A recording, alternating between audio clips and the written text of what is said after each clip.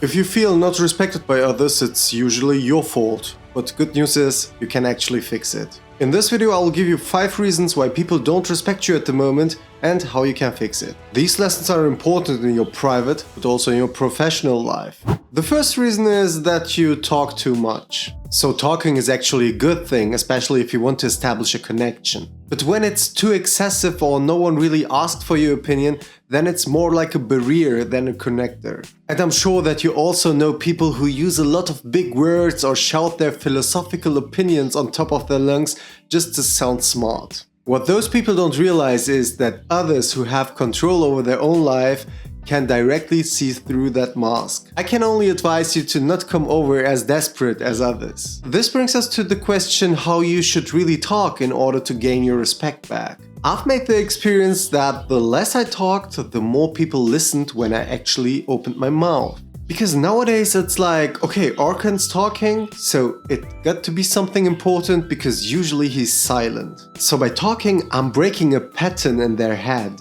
And something that gets out of pattern gets recognized. The ultimate proof I experienced was at a public speaking event at the company I was a freelancer at. Throughout the whole project, I've got to know different people from all over the company. In that time, I treated everyone with respect, interrupted no one, overruled no one, but I made my point very clear. And 5 years ago, I found myself on the stage presenting the current status of the project I was working on. And I knew from talks with a lot of colleagues that the project I was working on was viewed very critical in that company. And a lot of people held a negative attitude towards it. With me on stage, I had 2 more colleagues. They started talking and I immediately saw the crowd's reaction. A lot of employees were shaking their heads or was just talking to each other, simply they were not paying attention. And when it was my turn and I started speaking, the whole crowd turned silent. And from my eyelid I saw these 2 colleagues that were with me on stage and they looked at me totally astonished because the whole crowd turned silent. Let me tell you this, respect is earned in both ways.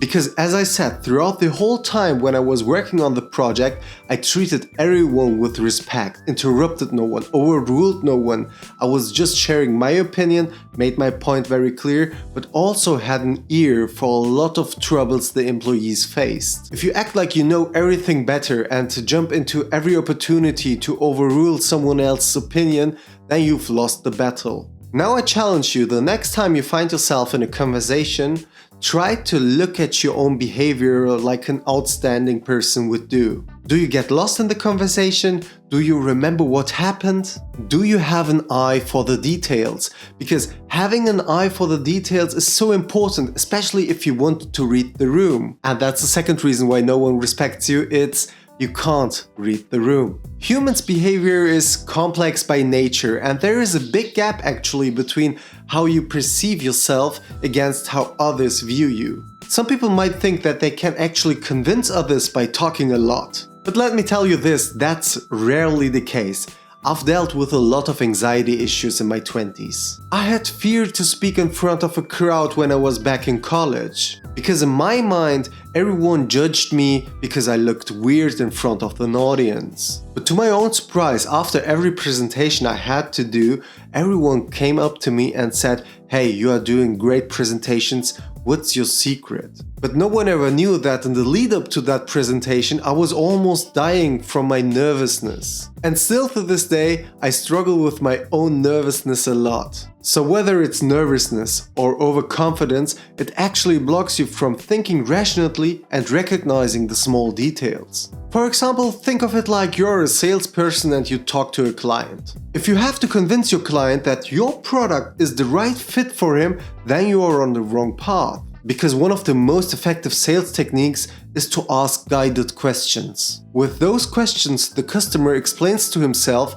why he needs your product. It's called Socratic selling, and the reason why it's so effective is that people actually believe themselves much more than others. But in order to expose and read everyone else's character, you have to take a step back. Let other people take action. You just have to have a goal in your mind where a conversation should go. Do you remember your first time when you rode a bike? You probably had training wheels, right? In conversations, it's the same. Just guide others and make sure that they are going into the direction that you want them to. This is much easier than actively participating in a dialogue, because by staying back you have the time to read the room and extract the information that you need to guide a conversation. And yes, staying back until now sounds like the right approach, but it has the risk that you are being overlooked. That brings us to our third reason.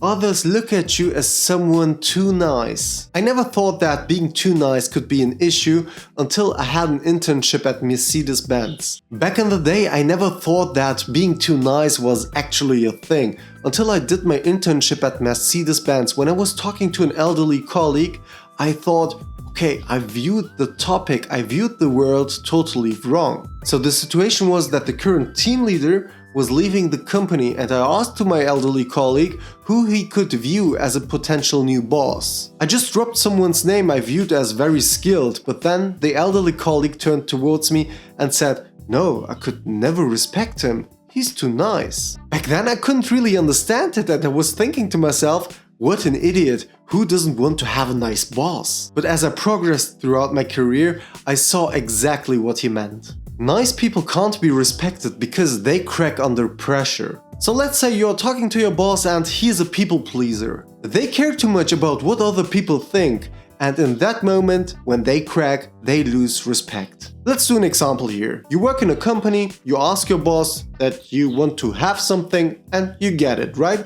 Other people ask him for different favors and they get it too. Now, until now it sounds really nice, but where it gets complicated is when everyone kind of wants the same thing. For example, you and 6 more colleagues are asking to go on a vacation at the same date by coincidence. That's a situation where nice people can't please everyone, and your boss says, okay, he needs time to think about his decision. And the next day you hear that another colleague got his approval and the rest didn't. Later that day you talk to another colleague and you hear that the other guy who got the approval pushed on your boss and that your boss cracked under his pressure. And that's how you lose a team, not only in your professional, but also in your private life. If you can't show others clear borders, you'll lose. If you want to get along with others and feel respected, sometimes you will have to have some fights. Now we come to the fourth reason, and I know that this one is actually a little bit harsh coming from my side,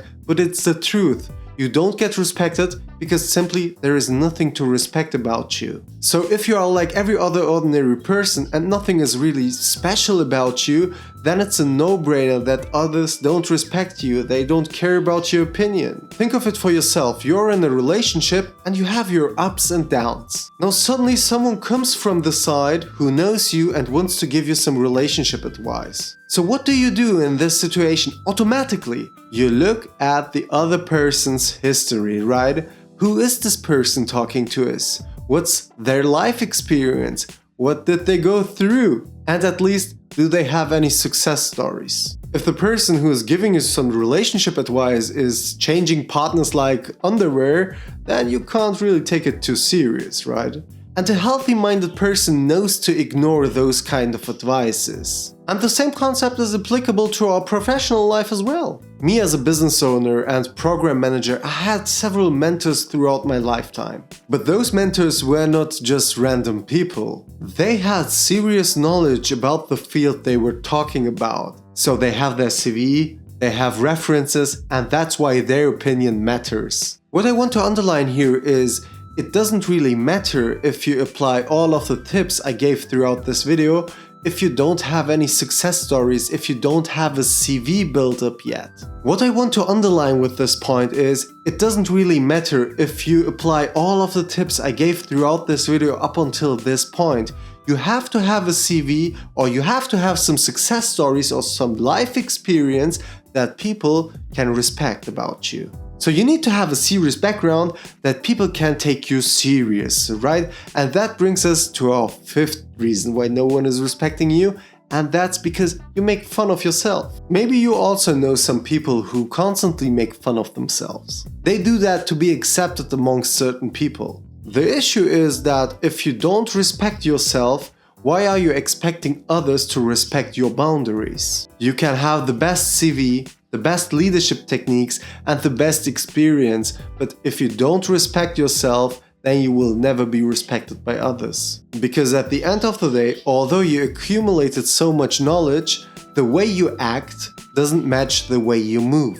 It actually doesn't take a lot to solve this issue. I want you to think of two animals, a fly and a bee. Why are so many people scared of bees but not of flies? Because bees show you their sting and they say, if you come too close, I will hurt you. And you know, if you come too close to a bee, they will actually hurt you. Now imagine the same bee has a sting but is constantly making fun of themselves and never just stung anyone, you don't ever see it. Would you be the same way scared? What I want to say is, you have a sting, make sure to use it when it's necessary. Dealing with people can be challenging, but if you really want to make a career or live a successful life, then you have to come over those obstacles. Now that you've understood how to get your respect back, we come to the next step in how to manage your time like the top 1%. For that, watch this video over here. As always, like and subscribe, and thanks for watching. See you in the next one. Bye.